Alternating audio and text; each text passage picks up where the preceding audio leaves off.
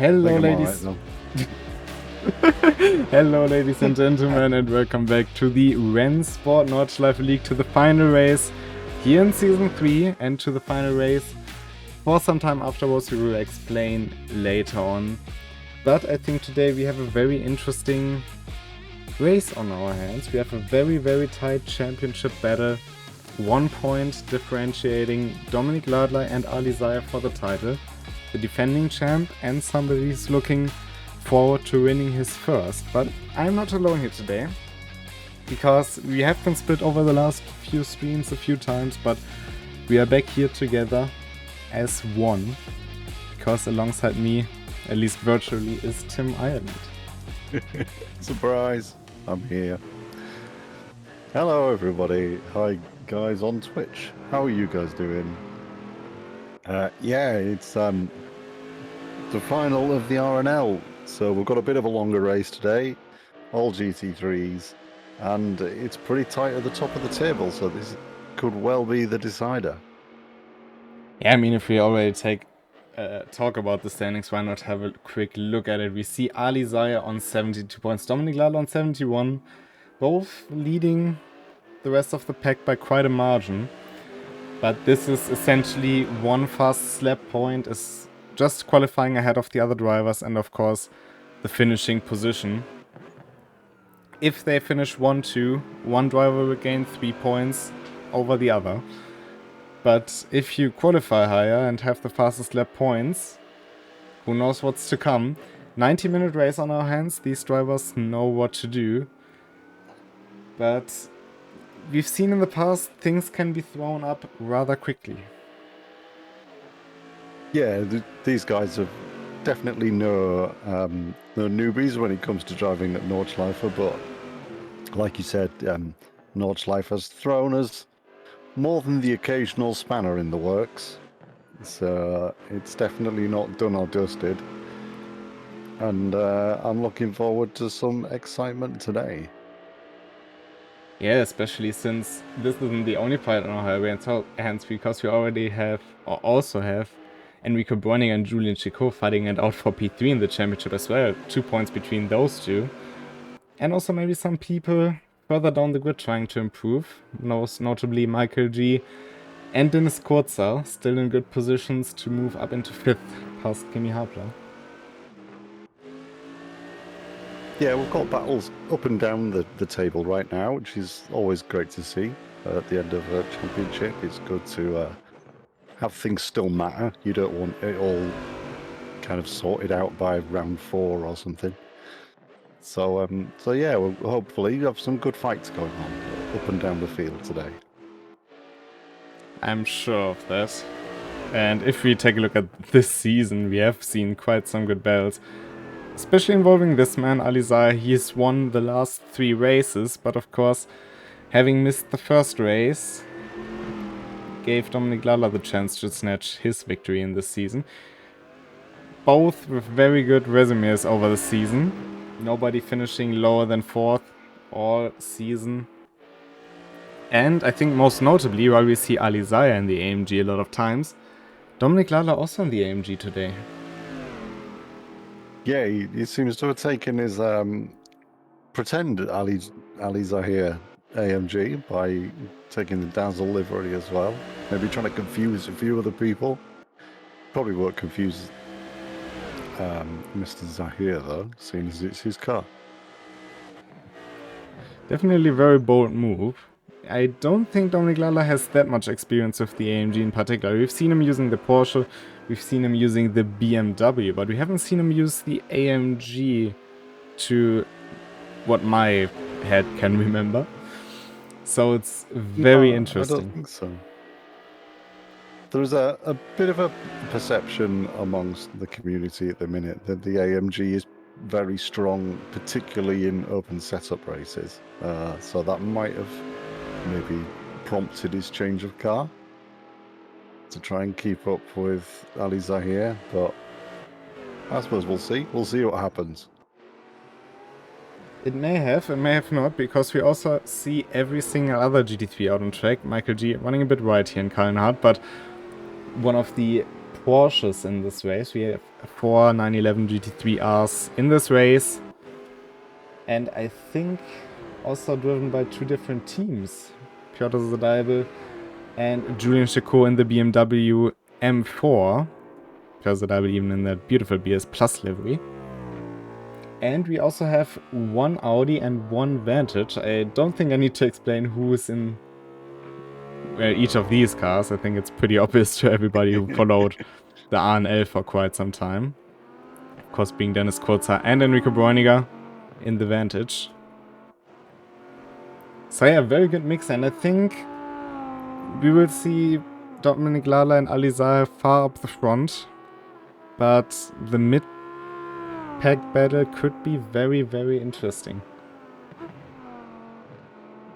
Julian Chicot already opting to DNF the session, so he's just gonna start from the back of the grid and see what he can make on lap 1, I suppose.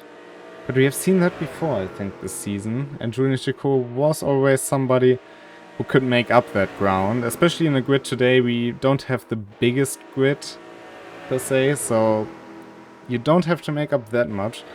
But we have a pretty tight pack in terms of skill, so may not be the easiest way up, but it may be the safer option into turn 1 as well. That's very true, but yeah, the chances of him having to get past some fights are probably pretty high. And it is the last round of the series, so people are maybe going to be a bit less willing to just let him through, especially if they are having a bit of an on-track fight at the time. Yeah, I think what's also nice to see is that we see Tony Etzelsberger back. He had some very good races. I think you may mostly remember him from the Florida Beach 500 and his fight with Enrico Bräuniger late in the race, where these two basically switch position every single or every second turn. And he is back here at the Nordschleife in the Platinum liveried Porsche. And we also see Chesco Moreira in the Porsche Quanda liveried car. Got a good variation of liveries today, which always good to see. Yeah, I mean, to come full cycle, we have to take a look at Radoslav Pironkiewicz, who just returned to the pit as well. But of course, he is in that Iron Dames livery. Very nice to see. So, a good color mix out there.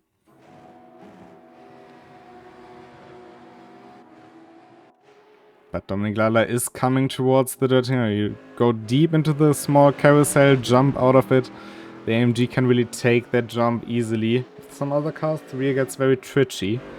And then this run through Gankov slight drift there from Dominic Lala.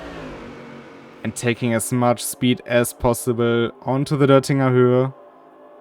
One of the longest straights on any racetrack, I think. It's probably fairly hard to beat it, given that it's probably about as long as some racetracks. Yeah, indeed. I think the only track that I can, on top of my head, name that would come close to it is probably Le Mans. Even though that is more of a street circuit on that part. Yeah. But purposefully built racetrack with a straight this long, hard to say. I think Bathurst is a lot smaller. But Dominic Lala now across the line. With an 8:01.7, which is a very good benchmark. Let's see who's next across the line. May it actually be Ali Zaher? And he puts in an 8:003. Enrico Bräuniger with an 8:062. Tony Etzelsberger now across the line in the Porsche. It's an 8:28. Just quite some time. I think Michael G will also be roundabout there. But I think it's safe to say that the two AMGs line up first and second on the grid. And it's a 1 point gain for Ali Zahir. And that puts him 2 points ahead at the championship now, doesn't it? Indeed it does. It also helps Enrico Bräuninger, of course, because he is now 1 point further ahead of Julian Chicot, making 48 to 45. But now coming into the race, anything can happen. And possibly anything will happen. But those two AMGs on the front row, Dominik Ladler actually on the inside for turn 1 could be an advantage. And then we have the Vantage and the Audi on the second row, and I think that's what we've talked about in qualifying. Oddball choices, but definitely ones to look out for. Yeah, then there's an old Porsche Rogue 3 as well, so as usual, a few Porsches kicking around, always a popular choice. Indeed it is.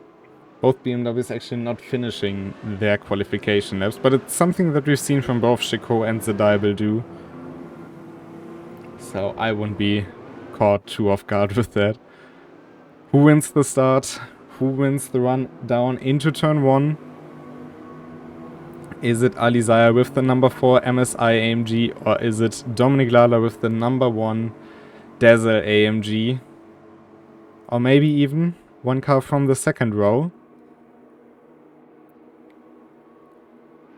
And we go racing for the final time this season in RNL Season 3, and Ali Zahir already with a very good getaway, and the same for Dennis Kurzer alongside Enrico Bräuninger, but Dominik Ladler down the inside into turn 1. He's not sending it deeply into it. Trying to go for the switchback. Enrico Bräuninger with a bit of a drift out of turn 2, but can keep Dennis Kurzer at bay, who has to fight against Toni Etzelsberger, who's now on the preferred line into the Grand Prix part and takes 4th from the Audi. But up front, it's Ali Zahir in front of Dominik Ladler. Julian Chicot already making up 3 spots at the start. Going up into what should be 6th position. And right on the heels of Dennis Kurzer. But his goal will be the Aston Martin of Enrico Bräuninger.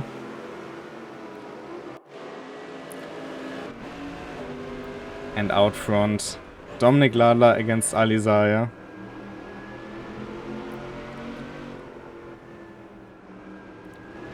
So we are close to completing the first lap on the Grand Prix part, but Ali Zahir on the gravel, that will lose him quite some speed going down into Vedol. Yeah, that really eats into your speed on the straight. And you can see Dominik Ladler closing up a little bit there, but not close enough to make a move. Of course, now will be the important part. Going on to the Nordschleife. Enrico Bräuninger very close to the wall. Julian Chicot already passed Dennis Kurzer and up into 5th, now on the rear end of Toni Etzelsberger. The Porsches lost quite some ground at the start, both Cesco Monet and Michael G dropping 2 places.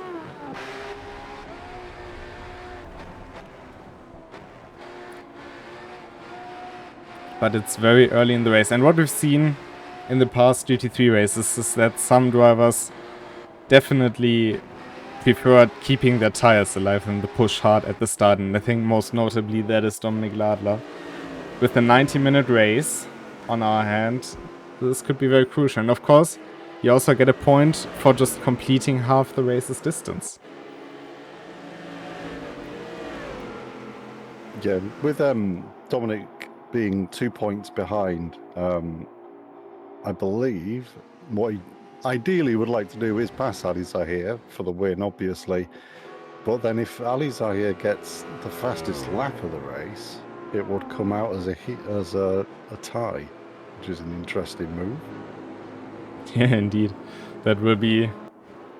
Then it would go down to a tiebreaker, which would go to Ali Zahir with his 3 wins to Dominik's 1, or then 2. Julian Chicot putting massive pressure on Toni Etzelsberger. He's trying to find a way to pass in the Fuchsröhre, but you don't really pass there. There's not much space to work with. No, it's a bit of a treacherous one to try, especially this early in a race, but he's eager to get past and start trying to make some inroads into Enrico Bräuninger, I think. Oh, Dominik Lala sliding a bit wide. But kept the car under control. Lost a bit of time, but nothing too major.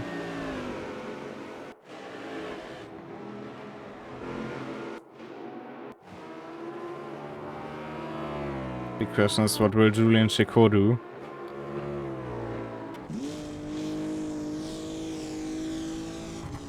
He already had a little bit of an off earlier on in the lap, just coming out just after the Sabine Smits curve, where he went off track a little bit, maybe getting a bit too eager. So he seems to have collected himself and calmed down a little bit now. He's just sending it down into bright side, forcing Tony Etzelsberger a bit wide, but Tony isn't giving in that easily. Slight bump there, nothing too big of an issue, but now Dennis Kurzer with a lot of overspeed out of Bergwerk, or into Bergwerk, I'm sorry.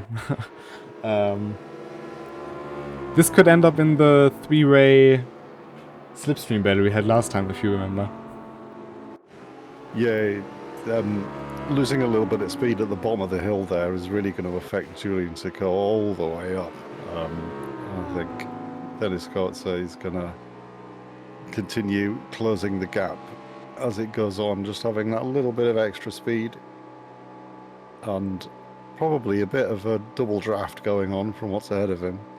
Julian Chicot going for the move on Tony Etzelsberger, getting past just before Mood Kurve actually. And Dennis Kurzer also with a good momentum on his side, but that means now the BMW in clean air in the hunt of the Aston Martin of Enrico Bräuninger with a very clean move. Yeah, it was a good overtake given the given the location he went for, but already 9 seconds down the road from Enrico Bräuninger, so he's got a lot of work to do to catch that up. But it is only the opening 5 minutes of a race. Indeed, he has still 85 minutes to make a move. And actually the two Porsches of Jessica Monoreira and Michael G are not too far away from this fight for P5. So also still waiting on their chances to strike. And Tony Etzelsberger seems to struggle a bit with getting up to pace this early in the race, but as said, it shouldn't be an issue. Maybe also the different parts of the tracks benefiting some of the drivers more than others. One thing I have noticed about Tony Etzelsberger is maybe a little bit of inexperience in the RNL kicking in, but he's the only one running 40 litres of fuel right now, so he has got a bit of a weight disadvantage compared to everyone else. Yeah, that's of course a good point. Most drivers here have run multiple races this season and do know about the trickeries of open setups. One of them, of course, being fuel. Except the only other person, I'm just flicking through everyone, Piotr Zadybal, running 90 litres of fuel. A bit unnecessary there, Piotr. Meanwhile, up front, the gap has shrunk from about 1.8 seconds to 1.1. So that last sector really seemingly benefiting Dominik Lala. But I also want to mention that Enrico Bräuninger is just 3 seconds behind this pair of AMGs. So he isn't too far remote. No, it's not far. It's only not much of a mistake, and someone can make 3 seconds up fairly easily. And if you look at the delta on the Dirtinger, it seems like Dominik Lala is running higher top speed. Maybe less downforce, maybe simply a different thing he changed in the setup regarding spring ratios and all that kind of stuff. But he's gained 2 tenths. Yeah, it's very slightly gaining speed, isn't he? Just getting to within a second there by the end of the Dottinger. He might have just got a better exit, I don't know, or it could be setup based. Dennis Kurz having a look on the outside of Tony Etzelsberger going into Tigan, but he's backing out of it. May have been the better choice there to make. But again with a good exit. Yeah, he's very close there, coming in onto the Grand Prix track and into T1. Bit of light flashing. Pulls up alongside.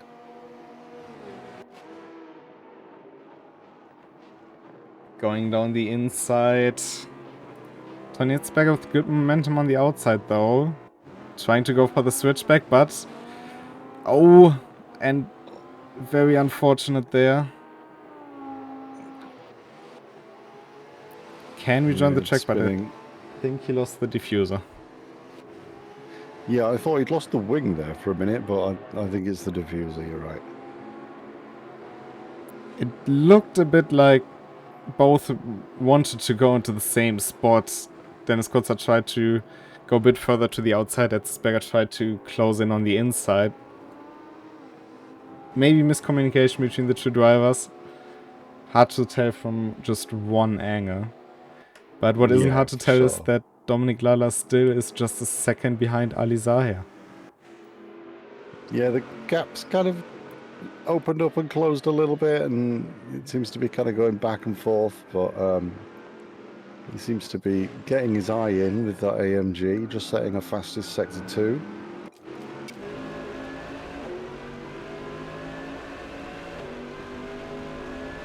Hunting Ali Zahir through the forest.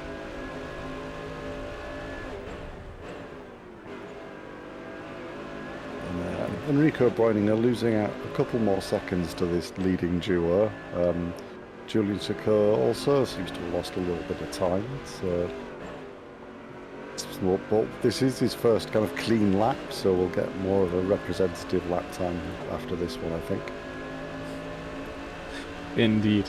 And if we look at the stats for Ali Zahir this season, we can see he entered this event on 72 points. Of course, already bumped that up to 75 with his qualifying result. But he has 3 wins, well, of course, 3 podiums, but also 2 pole positions in 3 races entered. 3 out of 4 with this event. So he is very quick around the green hill. Yeah, he seems to have put quite a lot of time into practicing it and making sure he had his lines dialed in. And he's obviously pretty quick today. You can see him setting a pretty decent pole position lap in qualifying. And just trying to drop off Dominik Ladler a little bit more if you can. And I hope he can't gain back on Dottinger like he did last lap. It will be a big back and forth between those two drivers with how they have shown it in the first lap. Very different setups as it seems. And yeah, that leads to the difference. And now Dominik Ladler being 2 seconds back. I think by the end of the lap he will be much closer again. Especially in the downhill part after Hohe Acht and through Döttinger Höhe and the first part of the Grand Prix is really beneficial to his car compared to Ali Zahir's. But in a 90-minute race, tires will become a topic, and Dominik Ladler just running a bit wide. We know that Dominik Ladler is very good at preserving his tires.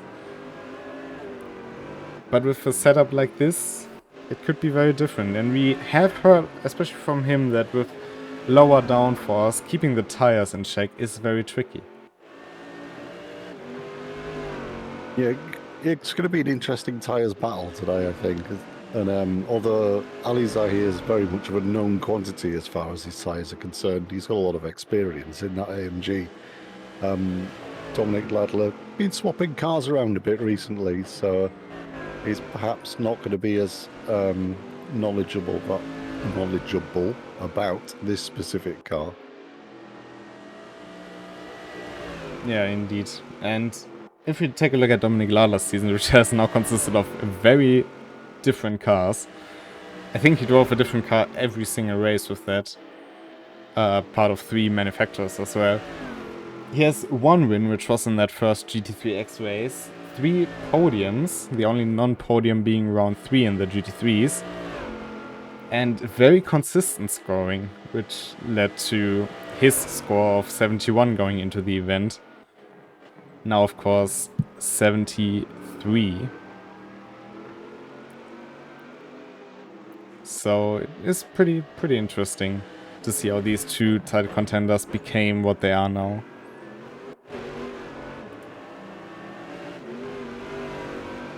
Meanwhile, it seems like there are some issues for Dennis Kurzer.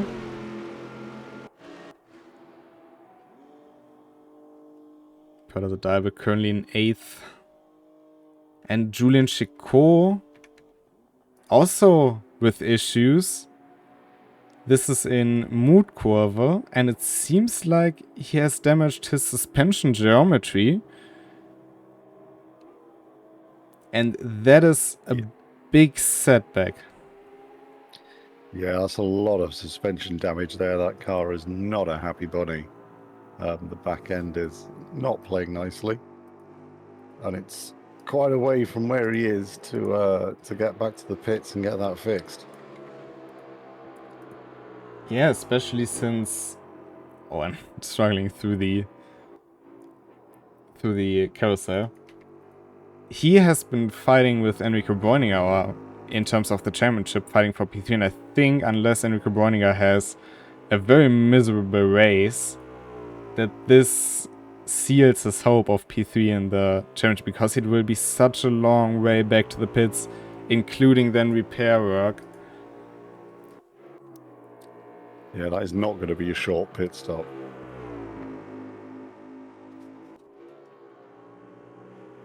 The only saving grace for him in that regard will be that Dennis Kurzer also hit issues, and therefore probably won't score more than him. But it also means that Cesco Monuera has moved up into 4th position, seemingly coming out of nowhere to well, just capitalize on other people's mistake.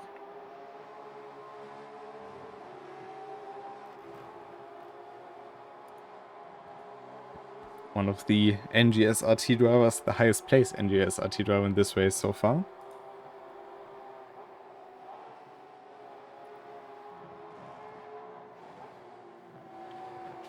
And while all drivers here today are driving with the wheel, of course you can also join with the gamepad. We have some very good gamepad drivers within the community. One just recently switched to a wheel, but he had some very good races, David Baker. In some other competitions you also see some very good drivers with gamepads.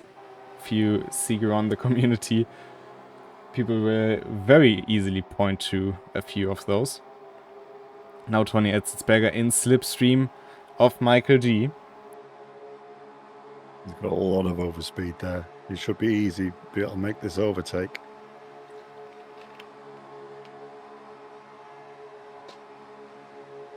And he does so. But yeah, Michael G, maybe with a chance down the front stretch. Michael G had a bit of an off-track moment, so I wonder if he's carrying just a little bit of aero damage, and that will hurt his top speed. Which, because of how massively long Dottinger is, that does kind of add up.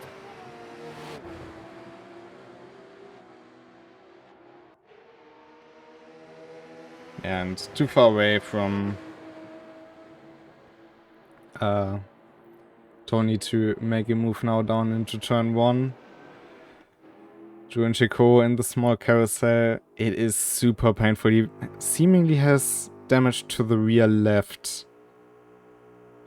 So the car's always stepping out to the left, and having a bent rear axle is perhaps the worst thing that can happen to you, driving-wise.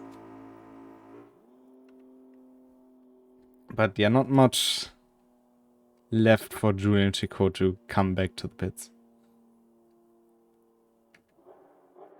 So that's not the start he was after, that's for sure. A bit of an unfortunate one. He's crawling his way down Dottinger right now. Meanwhile, Enrico Bräuninger doing everything he can to keep that 3rd spot in the championship standings. He's doing a pretty good job out there with the Aston Martin Vantage.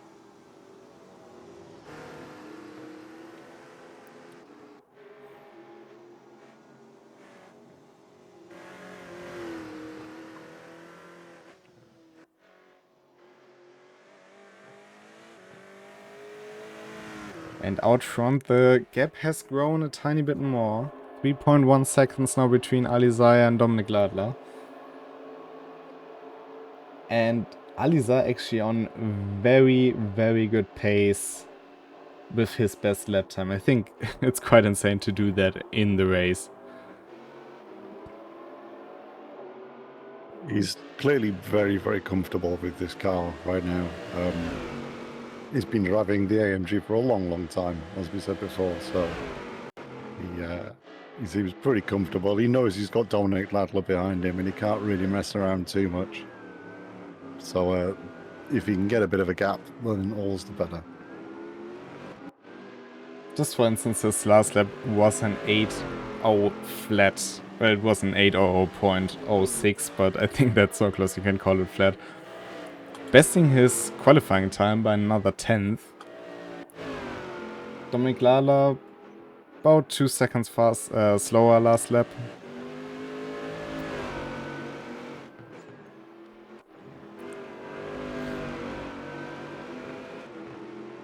But I think what will decide the race between the two of them is who makes a mistake. And if you know anything about both drivers, is that they can surprise us with some things. I think that's the best way to put it.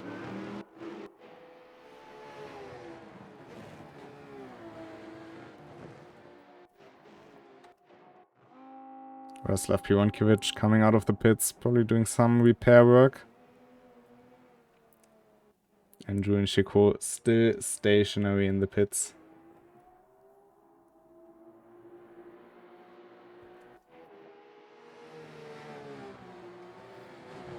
Tony Etzberger, after passing Michael G, trying to make his way towards Cesco Moreira. Trying to get back P4. Seems to really have gotten a lot of confidence in the last few laps. Yeah, and his car's pretty clean. He's got a little bit of aero damage, but it doesn't seem to be affecting him too much, and he seems to be, the way he's driving, you can see he's quite confident in the car right now. Maybe the loss of the diffuser actually helped him with his aero balance. Who knows, maybe Dennis Kutzer gave him a bit of a favor there. Making the car a bit pointier. Of course, losing the downforce loses your downforce at the rear. But Porsche tends to be a bit more understeer. The question will be, how will it affect the car in the long run, the tires? Yeah, the effect on the tyres we won't really know until later on in the race. The Porsche always seems to be a bit harder on the tyres than the other cars, I think. So it might add to it, it might make it better, who knows? Yeah, and it will be especially interesting when it becomes a bit darker in this race. Because then you also have to rely on some more knowledge, I think you can say, than before. Julian Chico now out of the pits and moving. He's just working his way around the GP track. He's got a long way to go to Radoslav Pionkovic, but he's soldiering on, which is always something we like to see. Yeah, and of course finishing already grants you quite some points. So if he wants to stay fourth in the championship, which he should be able to, given his 20 points advantage to Dennis Kurzow, who unfortunately seems to be out of the race. It seems it's looking pretty good for him. But as it currently stands, it would be Alizaya winning the title. Just putting in some numbers.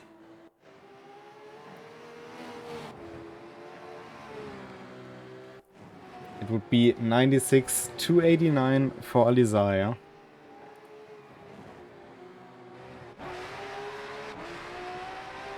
But we have seen Alizaya flipped on his roof before. We have seen Dominic Ladler in the wall before.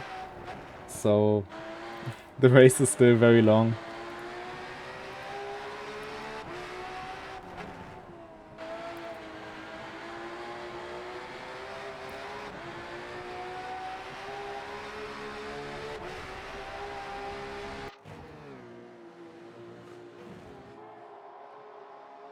You know, Nielsberger losing quite a bit of time out to Chesky Monera here. It's gone way back to 2 seconds now. He was only a second before. Yeah, maybe especially that last sector can be tricky to nail in the Porsche. You have a lot of weight transfers. Seems to be very, very comfortable with the car when it's very steady, which it is earlier in the lap. But he has, well, a lot of time to pass Chesky. There's not much in front of him. Enrico Borning are already 50 seconds ahead. And he also doesn't have much threat from behind. Michael G dropped off quite considerably, so maybe there's some more to the point you made about the damage on his car. Slight aero damage. Yeah, he seems to have a bit more damage than he had before now, so maybe he's just having a little bit of off-track time again. So he seems to be having a bit of trouble keeping his Porsche on track right now.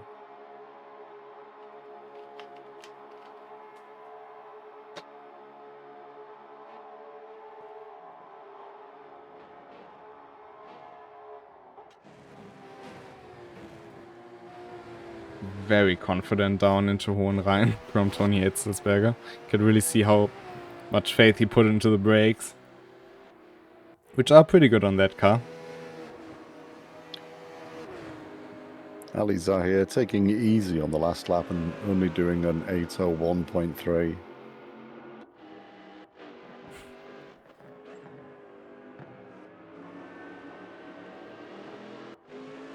But Ali Zahir, even though he's taking it a bit easier, he's still building his advantage up towards Dominik Ladler.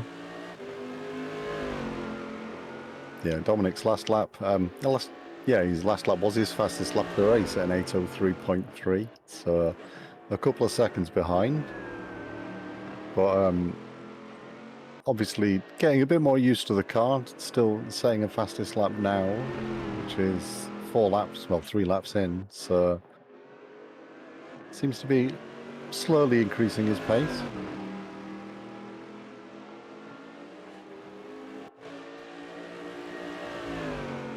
Toni Etzelsberger only 3/10 back from Chesky Monera now.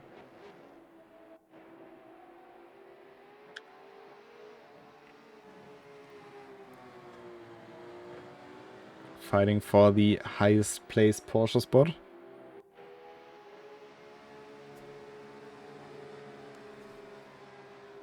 There's always a little bit of pride of being the highest placed in a specific manufacturer.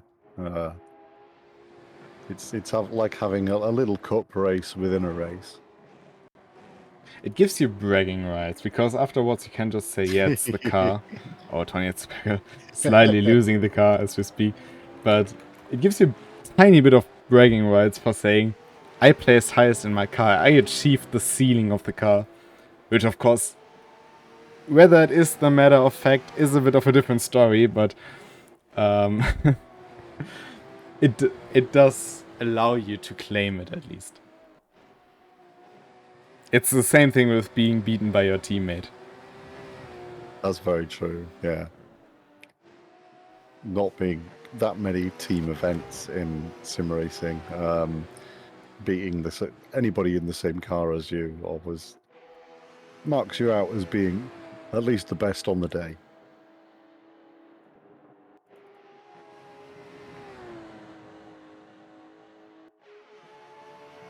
But what we can see from Toni is that he's definitely the fast of the two cars. He just has to keep it together for long enough. Of course, when Chesky Monera will be behind Toni Etzelsberger, maybe it will flip around. It wouldn't be the first time we see that happen.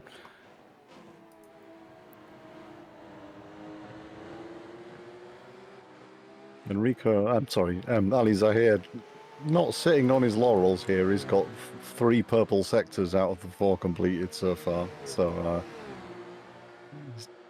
maybe decides he wants that 600th extra and see if he can get into the 7 minutes.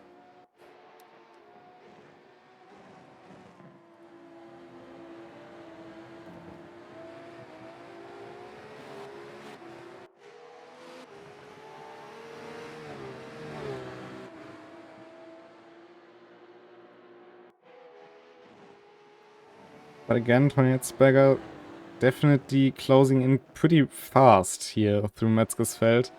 Especially in those very hard braking zones. It seems like he can push the car just a bit further than Cesco. Maybe it's also down to the fact they are driving different setups. You have mentioned before that Tony has some extra fuel on board. But that also means he has some other, well, perks, let's say, than Cesco Monera. Yeah, he does. The time seems to kind of come and go in chunks, so it seems to be a bit more little mistakes by the drivers rather than an overall pace advantage by one or the other. Tony's not getting lost.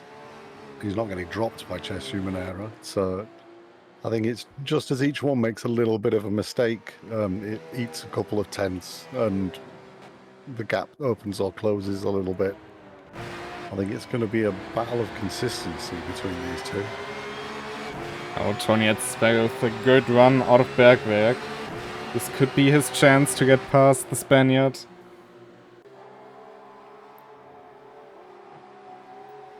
And he actually does get past Cesco, actually going onto the grass.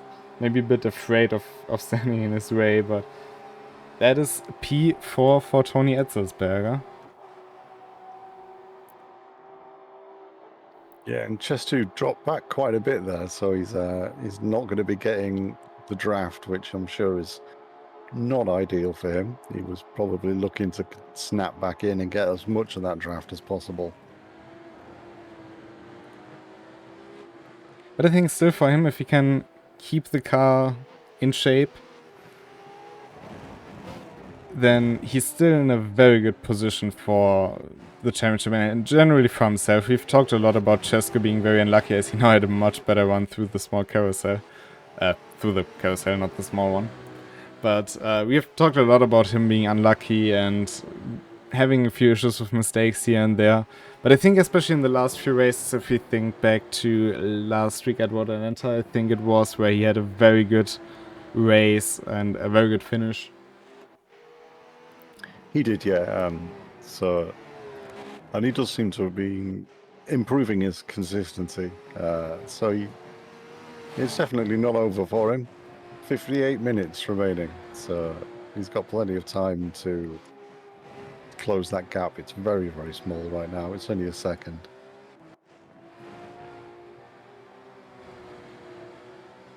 Yeah, just looking at it, he's currently 7th in the standings in RCL as well. 1 place ahead of Tony Thomas. So there's a lot of chances still for him, and having a good finish in this race could really help him getting some confidence for what's coming in the future. What I can tell you is that RNL will be on a bit of a pause. It will definitely come back. This won't be the last season of RNL, but it won't be back immediately. So can enjoy a bit of vacation. Of course, the Nordschleife will remain on the public schedule. But yeah, for the RNL we are going to take a bit of a break. Same goes with the RCEs. Tomorrow we will have one more with the Porsche Cup at Jeddah. Afterwards, those will be on hold for a bit of time. We will have a replacement though, and we will give you more info on that not next week, but the week after. So Monday the 8th, that is. So I think you can look forward for some different racing. I think it's with a car that a lot of people like, a very popular one, and with a bit of a different format to what we usually have in terms of leagues. So I think we should enjoy this race here today more than ever, and Dominik Ladler is catching up to Ali Zaya as well. Yeah, Ali Zahir seemed to have a bit of a bad lap last lap. He ended up doing an 8:02.3. Dominik Ladler doing an 8:017, which is a second quicker than his, well, nearly 2 seconds quicker than his previous best lap. So he's really starting to get a hang of the car. Ali Zahir maybe pushing a little bit too hard, and the gap coming down now to 3.8 seconds, whereas it was over 5 before. I think it was even over 6 at some point. So I really dropped quite some time. Oh, and spinning off, exiting Hatzenbach, and that now promotes Dominik Ladler in the lead, and big damage to the front right of Ali Zahir. Yeah, that is a lot of damage to take this early on in a lap. He's not going to be happy about that one. And that now changes pretty much everything. Because not only, with it being as it is right now, so Ali Zahir being passed by Dominik Ladler, the championship change. I was just about to put the current live standings on screen, but now changed, and again off in Arenberg. That will be a long drive back to the pits and potentially a very long pit stop coming Ali Zahir's way. Yeah, he's going to be losing another couple of places from that one, I think. Which, at the minute, if the race ended right now, I think would be in the draw kind of situation with Ali Zahir having fastest lap. But actually, it's a fastest lap point that saves him from it. Oh, right, okay. He has a 1 point advantage over Dominik Ladler as it stands right now, 93 to 92. But currently 15 seconds ahead of Enrico Bräuninger. I can't imagine him maintaining that with this car, or if he pits. It is definitely very interesting. And again, round at triple right.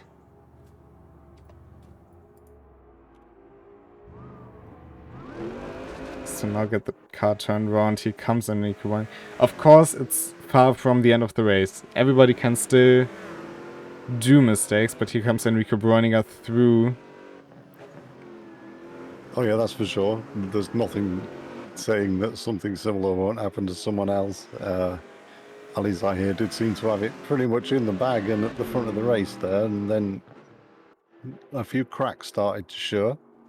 And 53 minutes left, so there's nothing to say that it won't happen to someone else. Yeah, and not only that, but also simply the fact that Dominik Ladler can also still make mistakes. Also something we have seen before. Of course, he's not in a pressure situation here right now. But it could still have an impact later on. So I wouldn't be too sure about it yet, as you said. Depending on how the extra points pan out. And if Enrico Bräuninger comes through without a mistake, could decide it on a tiebreaker still. Because the 4th place car, Tony Etzelsberger, is nearly 70 seconds back from Ali Zahir. So even with a long pit stop, Ali Zahir's pace should be good enough.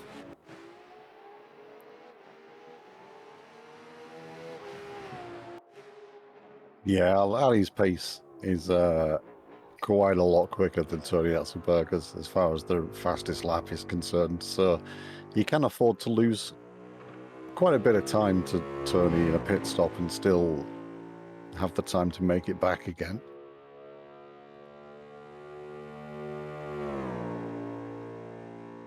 Krystall moving up into 7th after Władysław Pionkiewicz is in the pits for some damage. Michael G still in 6th.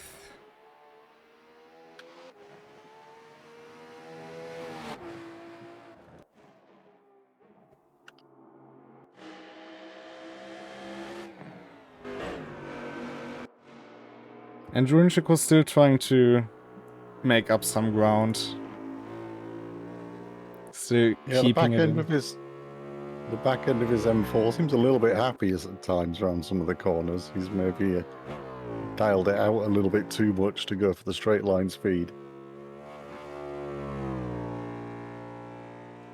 It's always a payoff you have to make, and a decision that you can't really say is worth it after driving it for 30 minutes. So, yeah, there's definitely No, that's true. a lot of confidence required to go lower on the downforce. For Enrico Bräuninger, this of course currently would be a very good result. Would catapult him a good chunk ahead of Julian Chico and secure P3 with a lot of points to spare. Just human error seems mightily good at the carousel compared to Tony Etzelberger. He closes up so much every lap. Remember, he was pretty close behind him at the carousel last lap, and he went straight down to 3/10 again this time. He just seems to close up so fast going into there. Yeah, generally it seems like he has a lot of speed through the medium and high speed turns. I think where Tony Etzberger struggles a lot more than Cesco Moreira does. Vice versa, Tony Etzberger seems to thrive on the brakes and hard acceleration out of first and second gear, which is where Cesco Moreira loses a lot more time.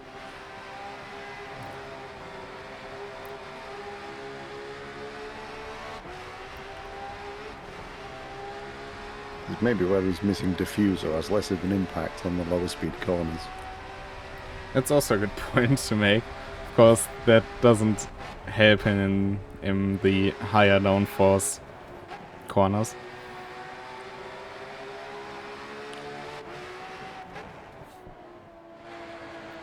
But I think with the Porsche especially, it is a two-bladed sword or two-sided...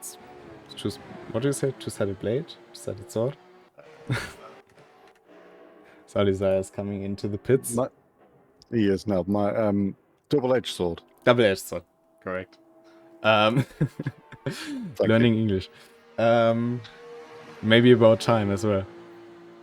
But the Porsche can really help you extract every single bit out of your certain skill set. If you are very good under braking or on acceleration, the Porsche can definitely give you all the tools you need to maximize it.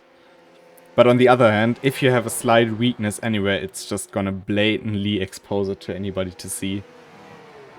So it is a very, I wouldn't say exploitative car. I think that's not the right term to use.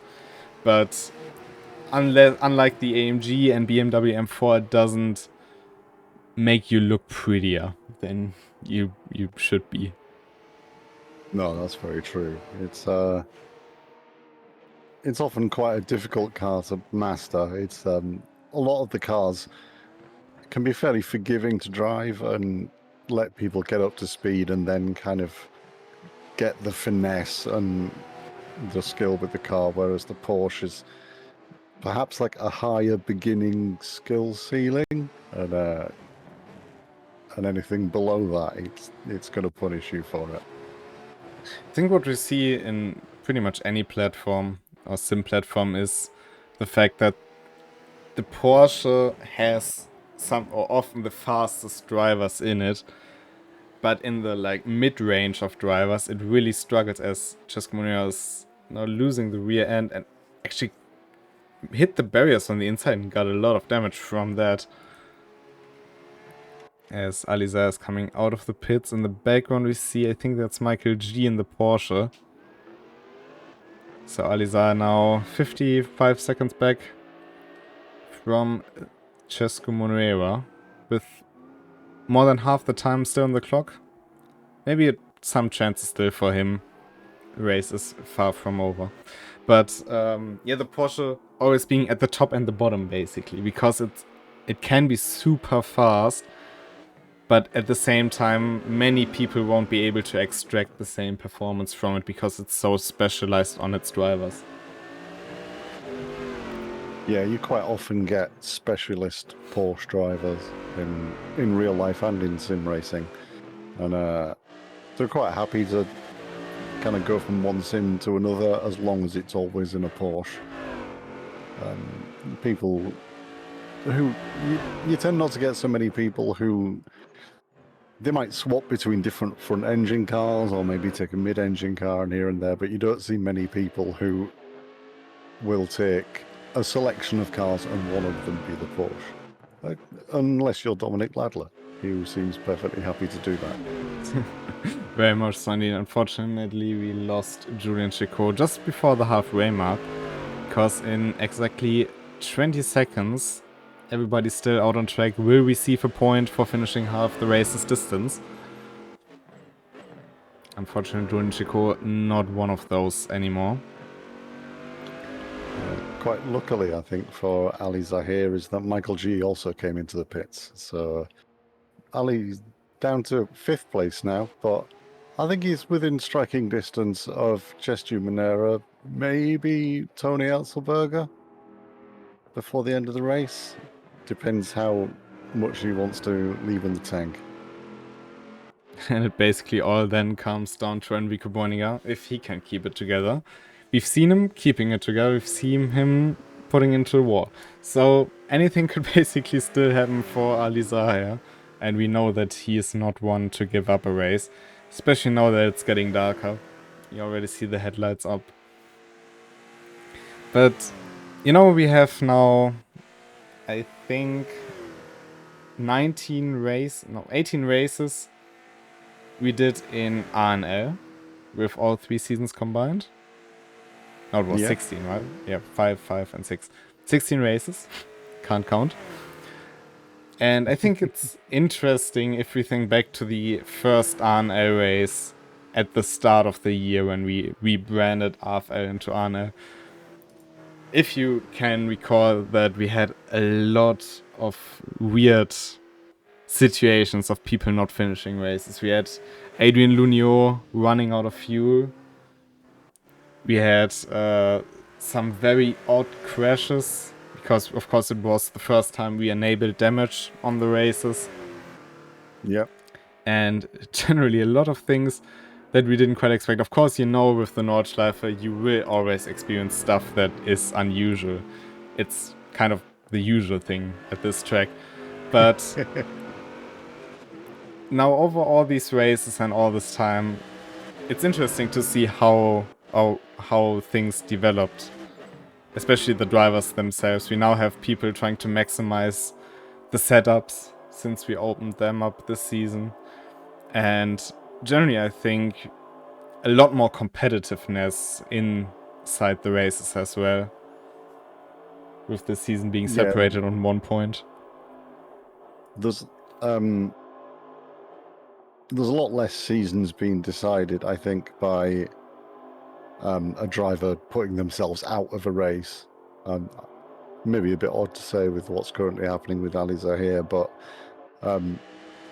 it seems that the drivers are getting a lot more used to doing the kind of the longer races and going for consistent lap times rather than just kind of pushing and to hell with the consequences, which I think seemed to be more what was going on, especially before we enabled damage, but then it kind of carried on a little bit even after we enabled damage, and it seems like the drivers have kind of got their head around that consistency is king and just go for nice consistent results.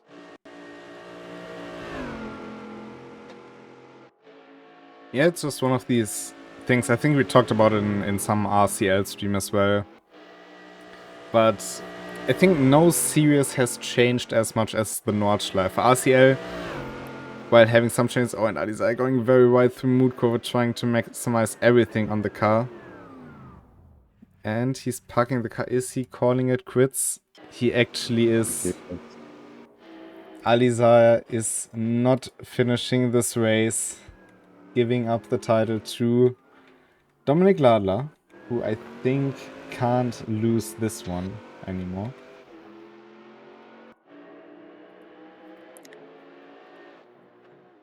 They'll both got their halfway points, and Ali will still have got the point for fastest lap and fastest qualifying lap. But I think on race points alone, Dominic Ladler just has to finish, probably. Yeah, indeed, he just has to finish this race and he's going to win the championship. Alizaya is gonna finish this championship on 77 points. Enrico Bräuninger actually closing up a lot, now on 65. It's definitely a good result for him being in second right now, and that's going to be good for his points haul.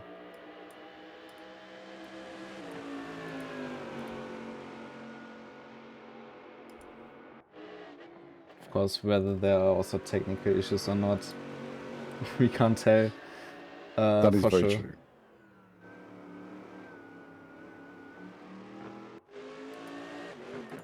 But what we do know is that Dominic Ladler is leading this race and he just has to finish to become a 3-time RNL champion. And I think that's the only thing that hasn't changed throughout the seasons, is to see his name on top of the game at the end.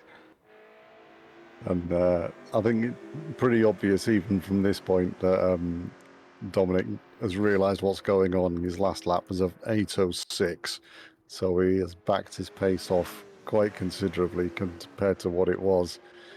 And he just knows he just has to finish.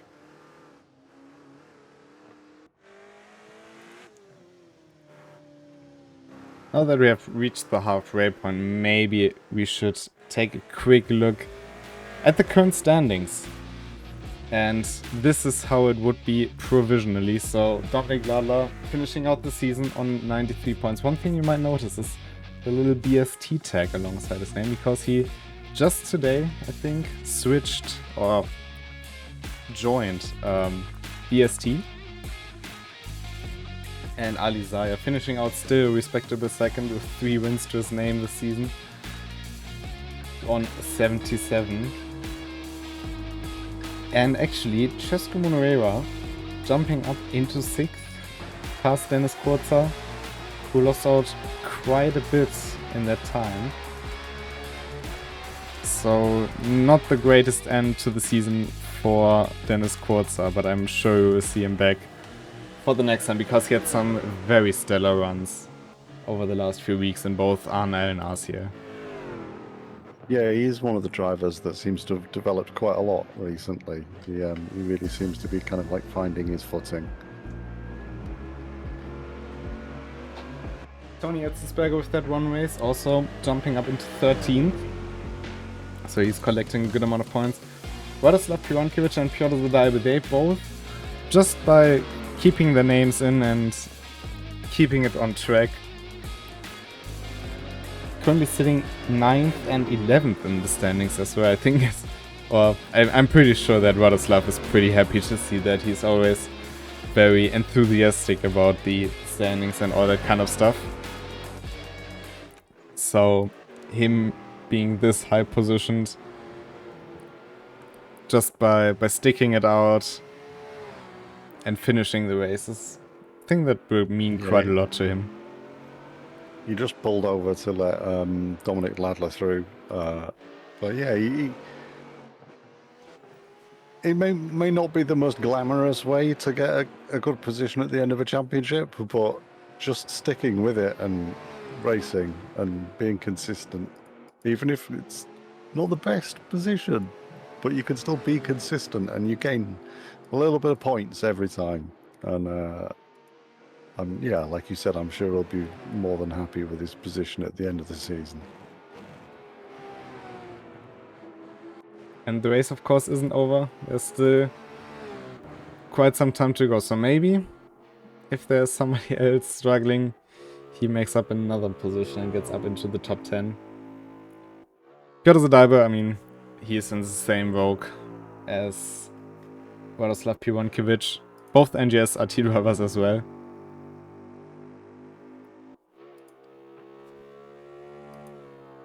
And it's also nice to see the teams growing. I think one thing that has really developed the last 8 weeks since we really started to make use of it are the teams. Especially BST and Yeah, for sure. NGSRT came out of nowhere. And now have, I think, both 6 or 7 drivers each, with some very good drivers to their names as well. And yeah, I'm currently BST 1-2 in this very race. that is very true.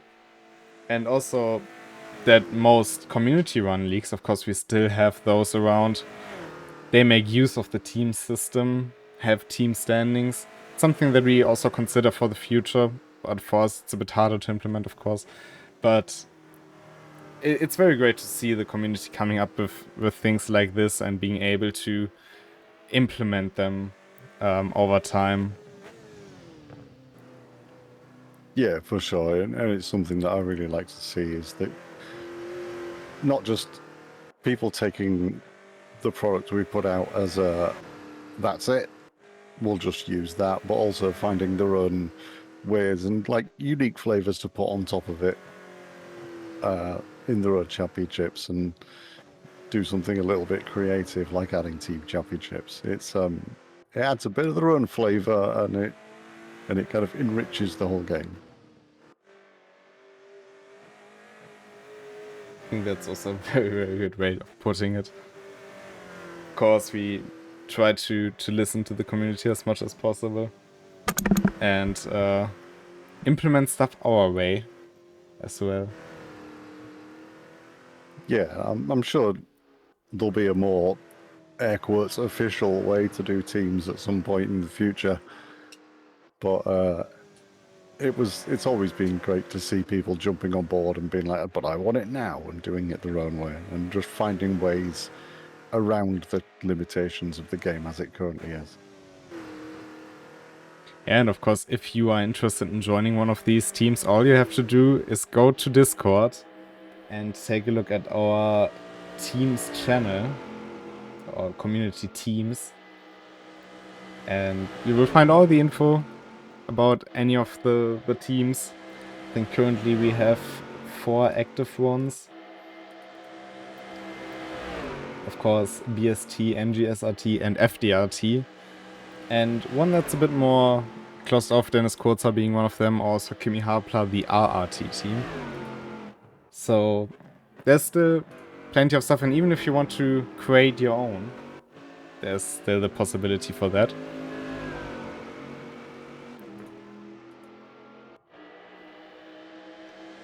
But Dominic Lala definitely making it worth for BST to have him on the team.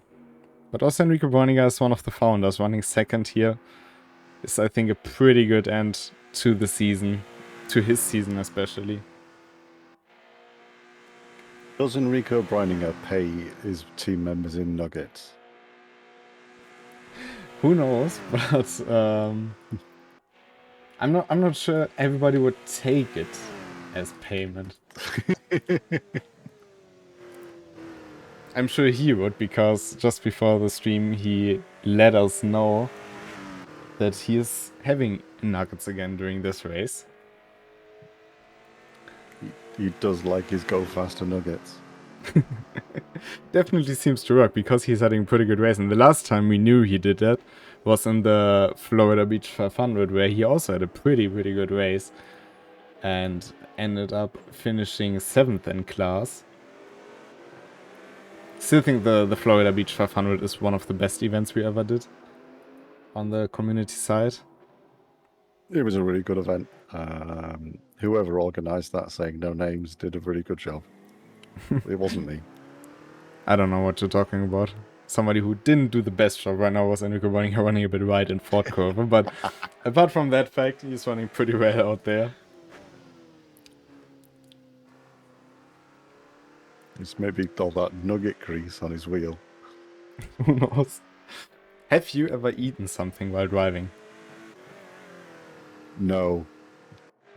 Definitely not in real life, of course. That would be irresponsible. But never in sim racing. You would never. I would never. No, this never happens. Nobody eats while driving.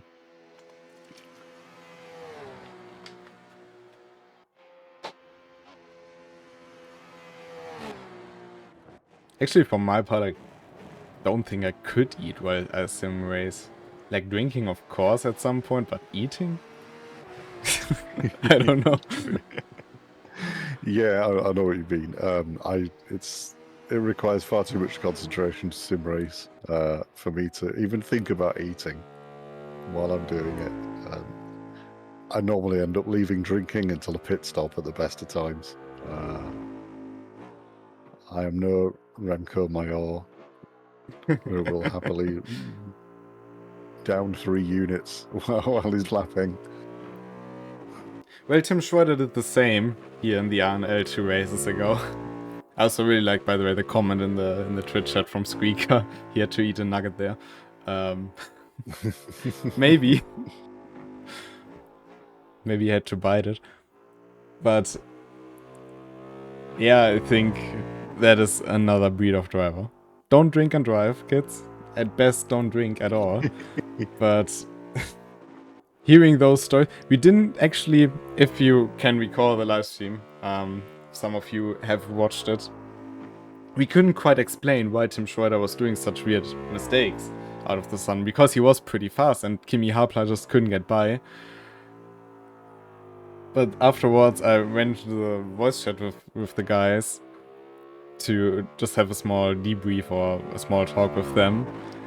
And then they told me that he was drunk, and I was both impressed and confused. But yeah, those are stories you will remember for quite some time. It can be quite disheartening to find out that one of the drivers in front of you was drunk, because they still beat you. Yeah, I know that. I drove for Remco now.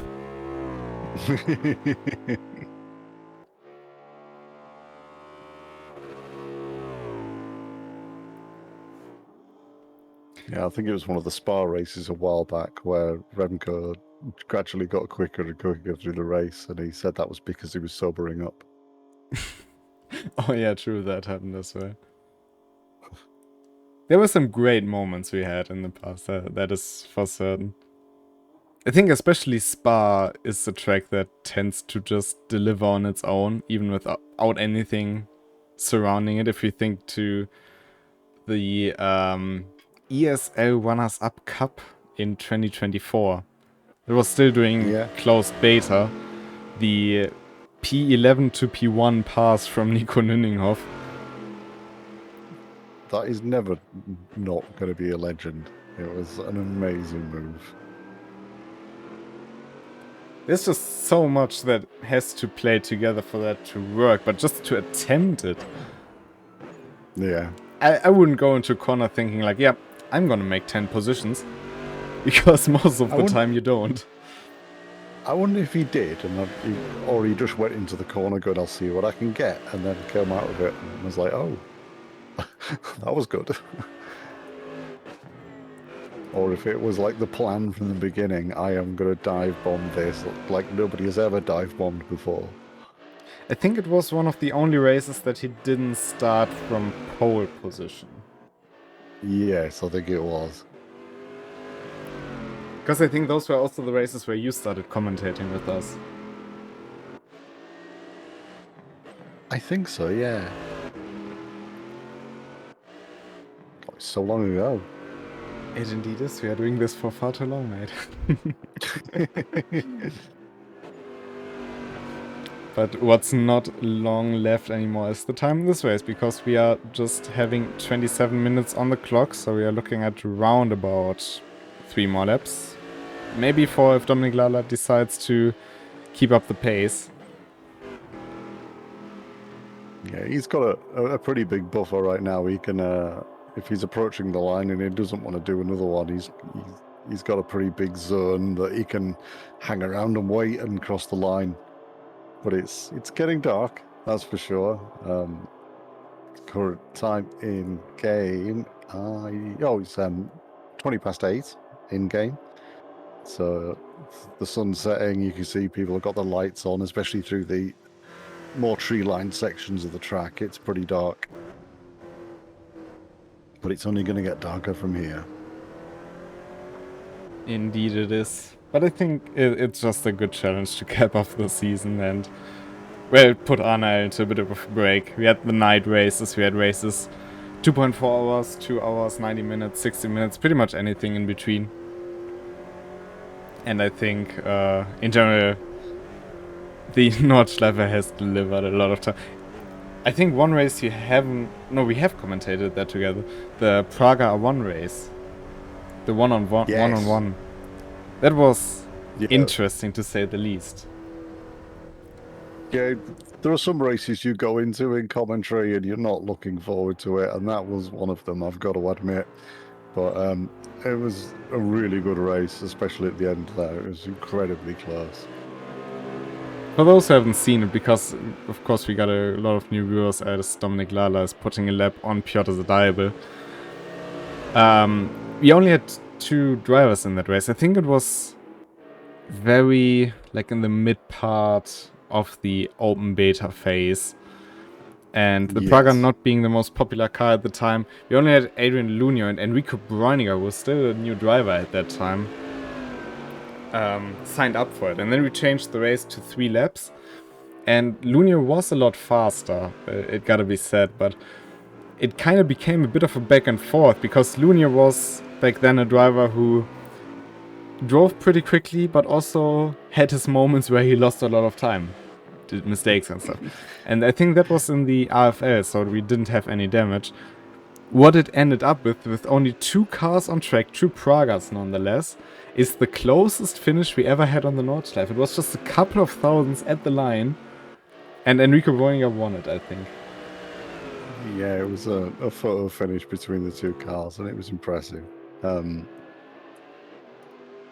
Adrian Lunio, definitely a bit more fiery, shall we say, back then.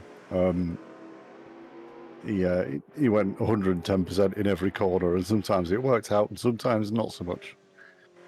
But it was an incredibly exciting race to watch as the gap came closing down between the 2 cars and then crossing over the line. It was probably as close to a photo finish as you can get in a sim racing game. Yep. But it gotta be said, both of them very, very nice people. Spent a lot of time with them, both on track and off it. So, yeah, I hope to see him back one day. Enrico Bräuniger we of course see week in and week out, which is a good thing. But moments like these, also the comeback drive from Tim Schroeder in the Beast of the Green Hell at the 2 hour and 2.4 hours of the Nordschleife.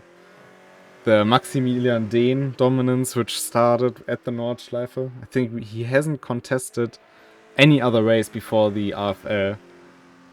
And then he just came in and won anything. So... Yep. Yeah, it's very interesting how these things started out, and of course we today, let's just say, only have 10 cars, but all of them high quality drivers. So yeah, it's pretty cool to see where we started sometimes and how things developed. It's been good to see the community drivers like kind of dragging people up. Like when like a community of different skill drivers comes together, either the top drivers can like drag everyone up to their level, or everyone can sink to the level of the lowest one, and they seem to have really helped each other out and brought everyone up, and the quality of the races has improved massively over the last couple of years since we've been running the community events, and it's been really great to see.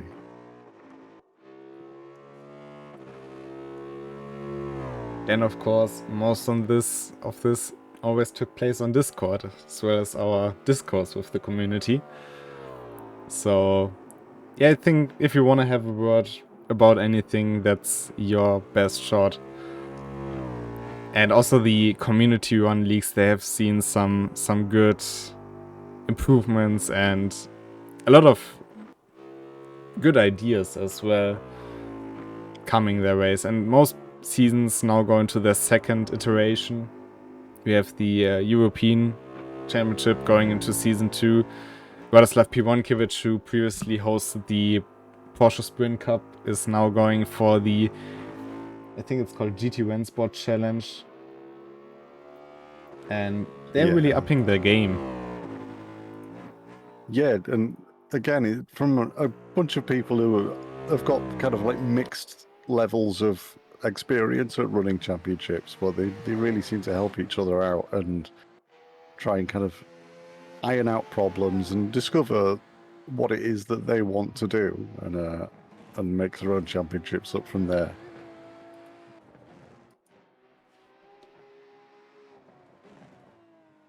And of course, one thing that kept consistent through all the time is our RENNSPORT events and leagues. Yeah. Gotta remember when we did the first one. The first one we ever did was the RENNSPORT community event with the Porsche Cup at Nürburgring GP. Definitely Remco driving in there. Who else did we have? It was such a long time ago. Jinx. But yeah, it must have been in spring 2024. Also sounds wild that we are getting closer to the end of 2025.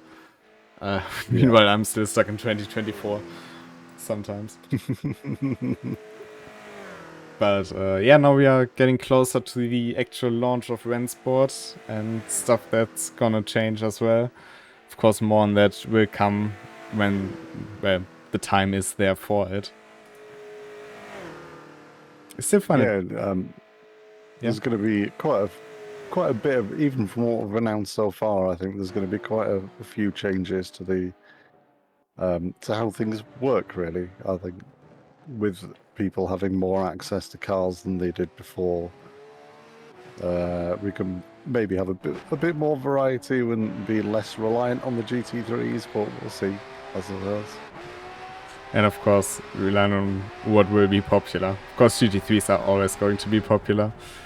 I think we always struck a pretty good mix in the RENNSPORT Nordschleife League, though. The GT3 races are always popular, but you have the GT4s in the mix, which I think especially the GT4s delivered some very good races. The M2s did some very good races as well, if you think about Remco's P8 to P1 challenge or something.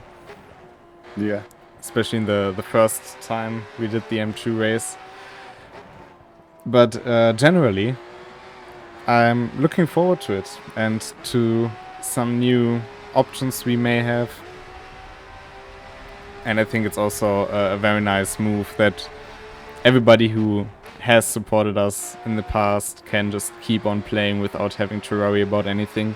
So all 10 drivers we see here today will probably be back when we go back online with the R now. Yeah, they'll still have the same content, and in most cases more content than they had before, so maybe a few people branching out, trying a few new cars, trying a few new car classes that they haven't, that before they've only used when they've been on free rotation.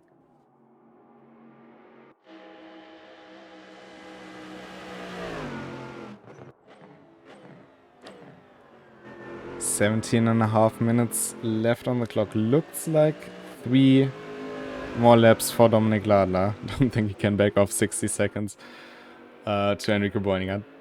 Unlikely that he will do just. it. He can just, yeah, theoretically. But yeah, he's shown definitely here today why he was the champion of seasons 1 and 2. And why he deserves to be the champion in Season 3 as well. And I think you will rarely find people as persistent as Dominik Ladler. Yeah, he's being one of our most consistent drivers from the beginning, and still continues to be so. He's just lapping around here at a fairly consistent pace, even if he has backed off a little. And I think if you felt like doing it, you know, and wanted to tot up the points for every single round of the RNL, I'd be willing to say he's done pretty good out of it. Actually, that is a good point you make there.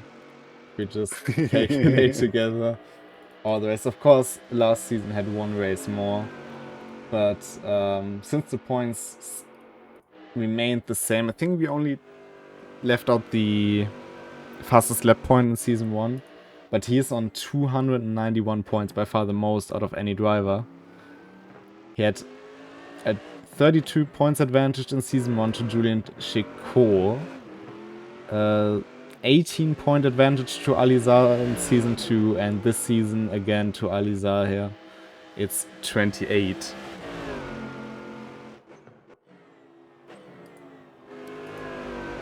So I think it's fair to say he enjoys this track.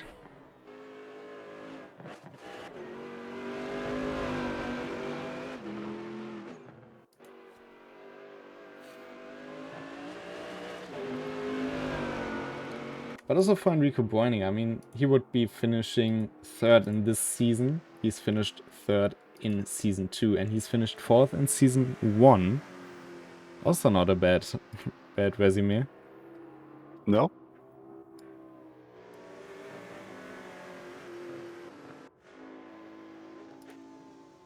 I think one of the only drivers we haven't seen fighting for a championship in RNL, who we've seen being a champion and fighting for championships in RCL, is Rowan Den Hurt, coming to think of it.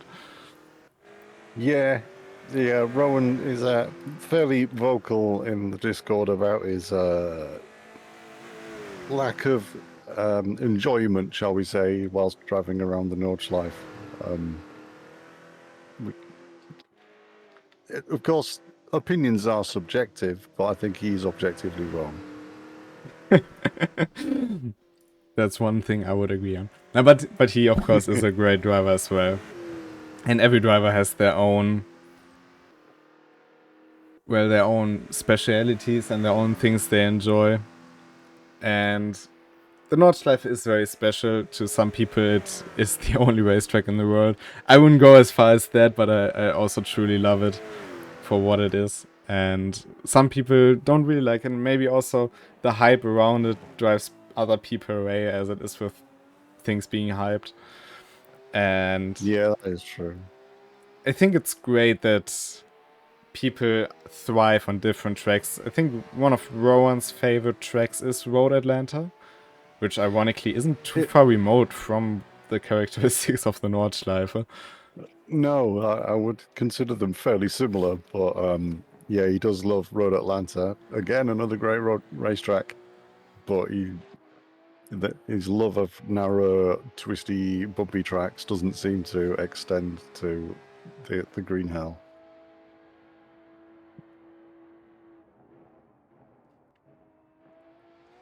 I mean, it also means that you will see different people on top of different tracks. Of course, not a universal thing, but you tend to see different people on different positions on certain tracks. And especially on the Nordschleife, I think Alizai and Dominik Lale have made it very clear that they are very high on top. And Maximilian Dehn, of course, I think would be stupid to not mention them in this. Yes. But on other tracks, we've seen them struggle a bit more. And other people coming up. And if you think, for example, I think it was the season opener in RCL season 6, where Rowan Den Hurt put up the fight to Maximilian Dehn. I think Hockenheim was also a track where Rowan tends to be very strong, while he may be lacking. I think it was at Daytona where he just couldn't keep the pace up the same. Yeah. That rings a bell. It's, I think, very interesting. And also, if you know for yourself that you are confident at certain tracks, it does change your mindset going into a race. I think we've talked about it quite some time ago. For me, this is Norris Ring, which, of course, most similar to it is Orchard Road in our game. Which I don't know if that's the best look, having the simplest track being the one that I'm technically the best at. Alongside Daytona. But Daytona isn't necessarily very tricky as well, so I don't know if that is a positive or a negative. I think that's up for you guys to decide. Yeah, having, I think, like you were saying about it affecting your racing, it can be a bit of a positive or a negative feedback loop where if you go into a race thinking I'm really good at this track, then you kind of feel more confident and you can push the car a little bit harder, whereas if you go into it thinking you're bad, you tend to become a little more hesitant, maybe question yourself a little bit more. So it can have varying effects, I think, depending on your personality.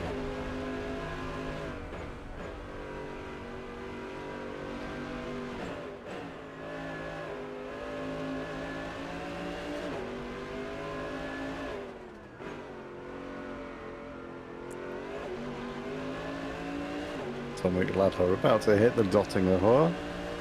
He's definitely got another lap to go because there's 9 minutes 45 on the clock. It could be very tight with what you said, that he could back down. I don't expect him to do, because Dominic Lala isn't the guy to back down, but maybe he really could. No.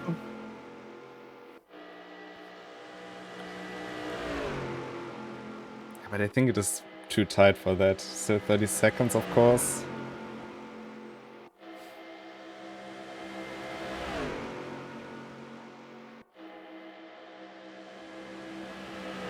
As we are about to start lap 11.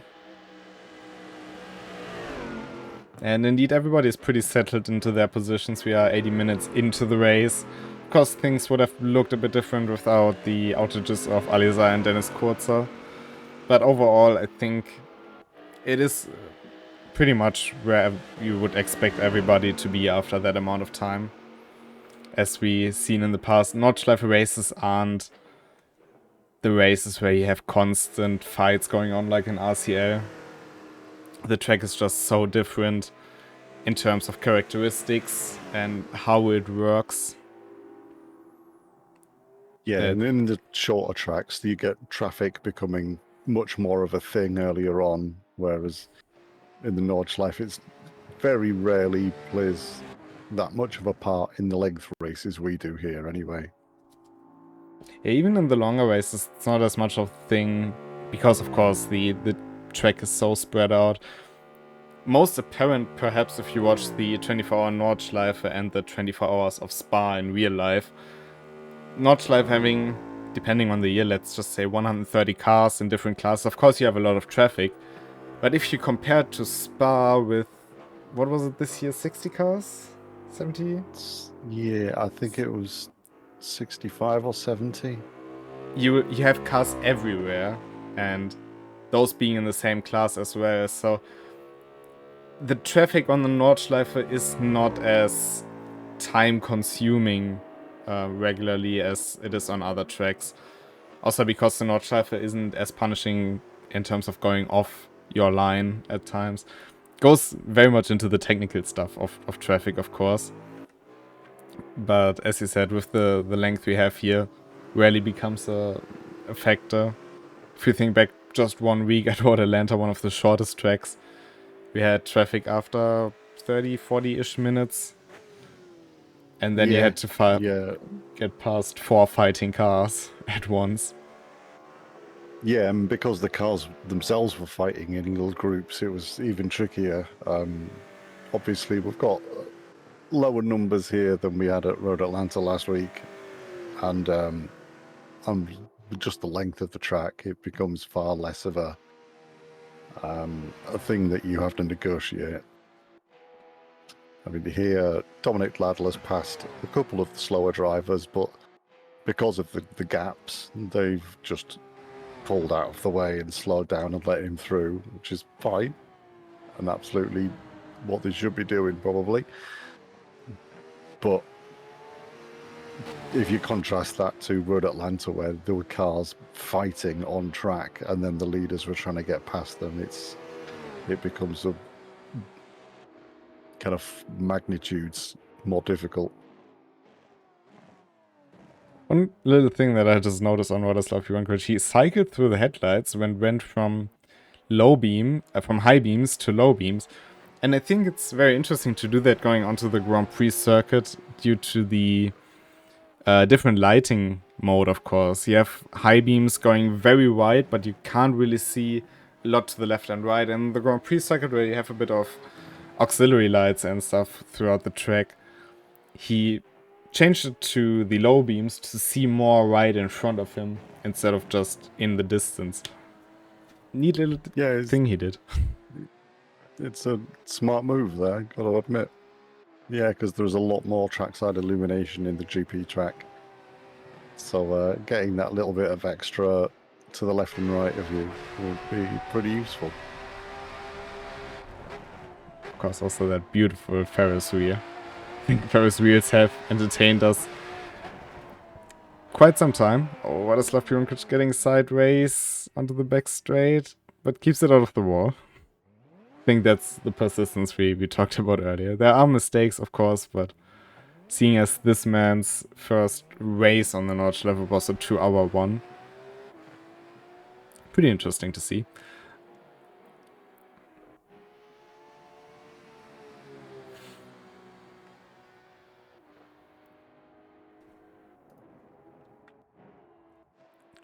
Michael G driving around without headlights is also a big challenge. Question is, with 150 seconds to Piazza, can he get it fixed up? Because I think it would make sense, even if it's for one lap.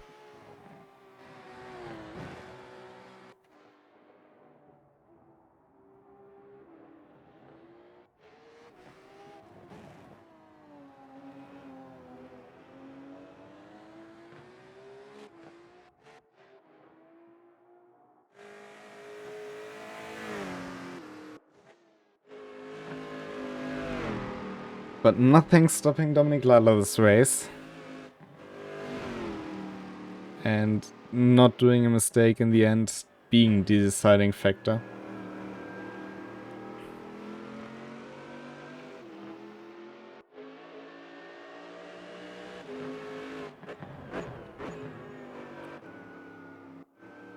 And as he said, he backed off his last lap in 8:13. His best lap still in 8:01.7.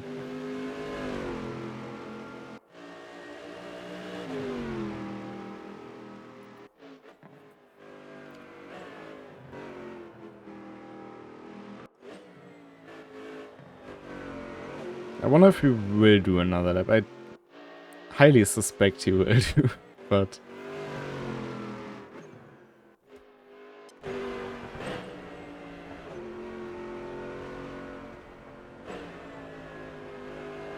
Actually, may have spoken too soon. I think I have. A final commentator's curse in the season. Dominic Ladler is presenting us with a cooldown lap to avoid doing another one. It is the wiser decision, maybe, but I think the timing of it is just immaculate. Yeah. Yeah, I think he heard you for that one.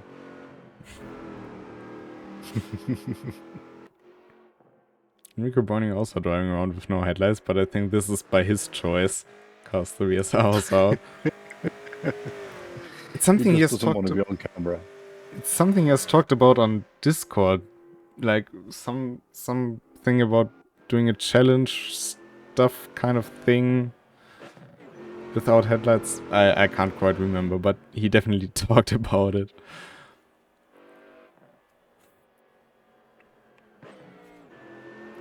But yeah, for Dominic Ladler, the final few kilometers.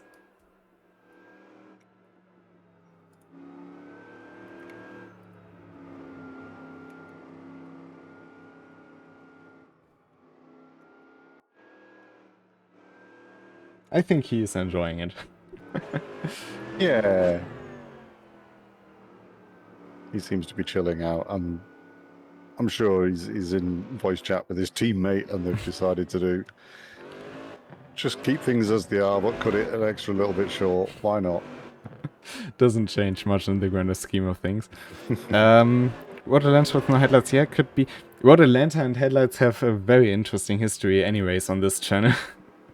That's true, yeah. But, yeah...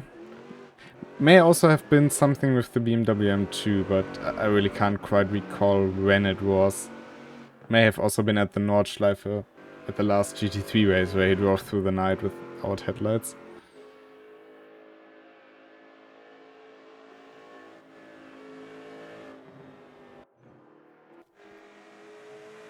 But yeah, he's closing in for a side-by-side finish, I presume. BST with the season can be very happy. And this race that's for sure. Has also been broadcasted by Johannes Blüm, who's also a co-founder of BST in German. So if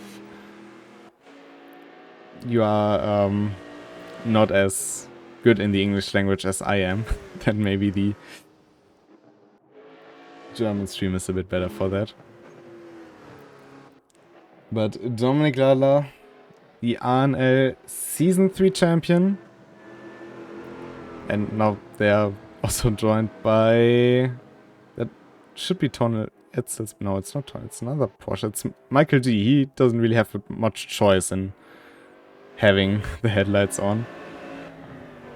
But another BST driver, they're going to cross the line together. I think that's a very nice moment to close out Season 3.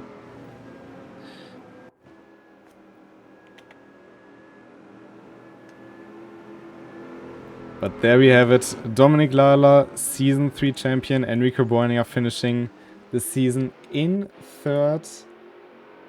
And for Michael G, it will be 7th in the standings. And third in this race will be Tony Etzelsberger. I think he can be very happy with that. He fought his way forward after losing quite a lot of positions at the start. Yeah. Well, that was forceful. I think he started... Did he start on the 3rd or 4th row? Can't quite recall. I think on the 3rd one. And then lost down to 7th position. With Chescu? Yes, that's correct.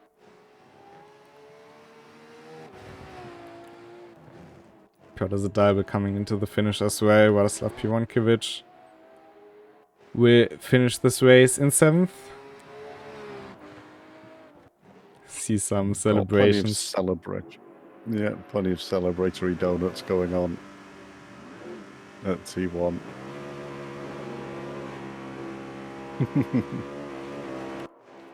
Yeah, about Alizai, we actually, unfortunately, don't really have much info. It could have been a mistake on his own. It's not the first time that could have happened. So, unless he says it on the Discord, we will not know. It looked like he just lost it out of the Hudson-Bach and then tried to carry on with the damage. And maybe there was some damage left later on. If you still have some lost downforce and you just throw it into Mutkurve, looked like just a bit of overestimation. But yeah, as said, we won't really know until he tells us what happens. Władysław Piłonkiewicz coming home in some... And he's usually not too shy about saying what went wrong. He maybe just has to calm down a little bit first. Who knows? It's another runner-up finish for him, but I'm sure that a championship for him will come with his win tally especially. And maybe Enrico can share some nuggets with him, that's a good point as well. Francesco Monuera, he can be very happy with 4th here. I think he is currently on a very good recovery from some very unfortunate races. Yeah, he's had a bit of bad luck in a few races, and it's great to see him coming home in 4th place here.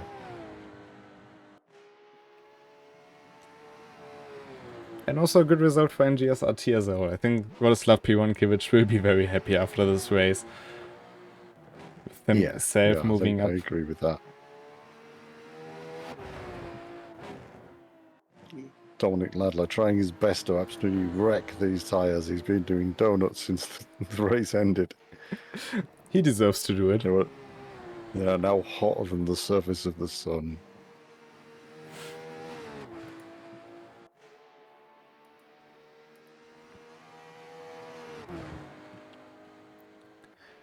But one final time Döttinger Höhe for quite some time now. Tomorrow, racing action will continue with the Porsche Cup at Jeddah. I'm not quite sure what to expect from this race, so I think the best way to find out is just to watch and find out. And Or take part. Or take part, of course. Can do it for free. The car's currently on rotation. And also open setup, so that will be part of it.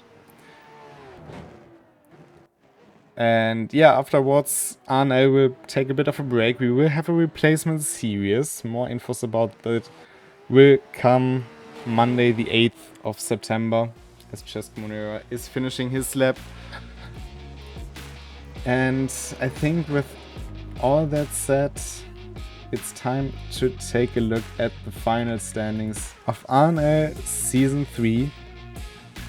Dominic Ladler, our champion, on 93 points, Alizar runner-up on 77, and Enrico Bräuninger keeping third from Julian Chico on 65 to 45 points after a very unfortunate race for Julian Chico, but he did put up a very good fight early on, coming from P9. Yeah. Cesc Monera almost taking P5 there as well. It's pretty close. Yeah, indeed, jumping up a lot of positions. And, well, we talked about it earlier, Piotr Zidalbe and Radoslav P1kiewicz placing pretty high. Tony Etzisberger making it into the top 16 with his race now today. Generally, I think a very good way to close out this chapter. And, well, there's not much left to say for today. I hope you enjoyed. I hope we see you back tomorrow or next week. The RCL next week will be at Monza. I think Monza, you don't really have to say much about it. Always a highlight. Monza. And RCL has gotten very, very competitive. Especially if we think about the last two races at Nürburgring and Road Atlanta. It's shaping up to be very interesting. Yeah, it's been a good championship so far. I'm looking forward to more of that, please. And with all of that said, I think it's time to say goodbye for today. Hope you enjoyed. Until next time, have a great time and goodbye. Goodbye.